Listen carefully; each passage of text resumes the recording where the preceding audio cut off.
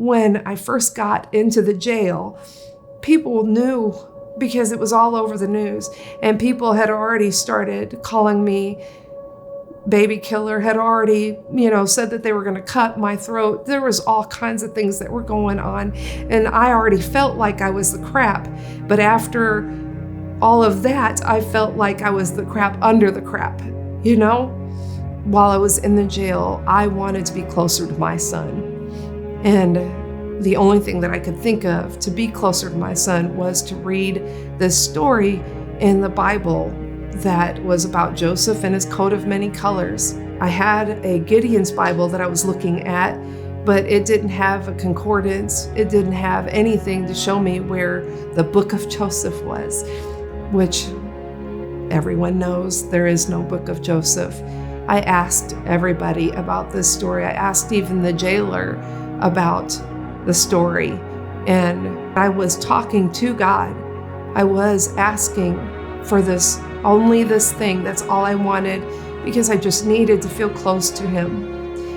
And then about 4 or 5 days into my stay at the jail, the ladies came in from the jail ministry, and the one lady was the one that was going to be doing the Bible study. She came in, she said that God had put it on her heart so heavily to do a different study. She finally changed her mind. She said, so I don't know which one of y'all needs this, but turn to Genesis 37. We're going to study the life of Joseph. And the very first part of that is the coat of many colors. And we were doing that right there. So God answered my prayer.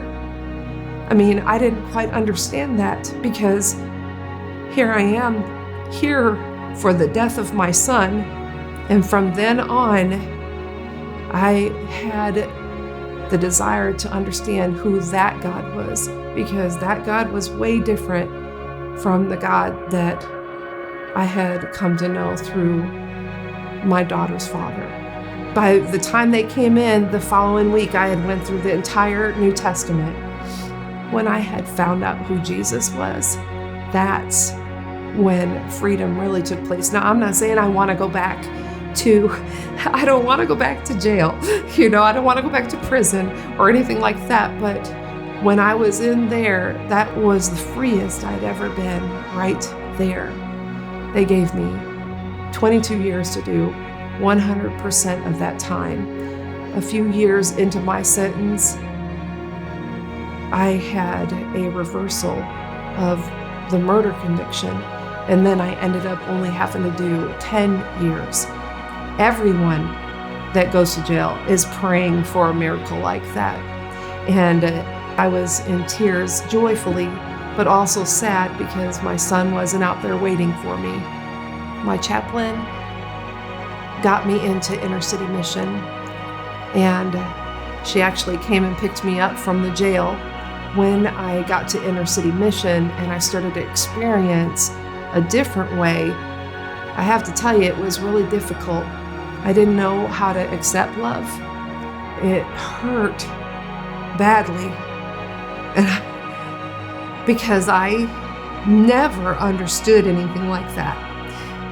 Since then, I've actually gotten comfortable with being just Donna. There was a time when I couldn't handle quietness. I had gotten the family that I'd always wanted, and they're still my family today. I started going to school. I got a bachelor's degree at Lincoln Christian University for Human Services, and then at UIS, a master's in legal studies, and I'm now preparing to become a lawyer. It's amazing how God uses people like myself. His lineage is full of people that were horrible or just not acceptable, and it's me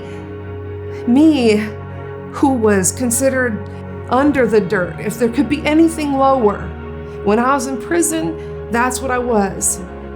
That's who baby killers are, and that's the way they treat you. I can relate with Paul. I can relate with Rahab.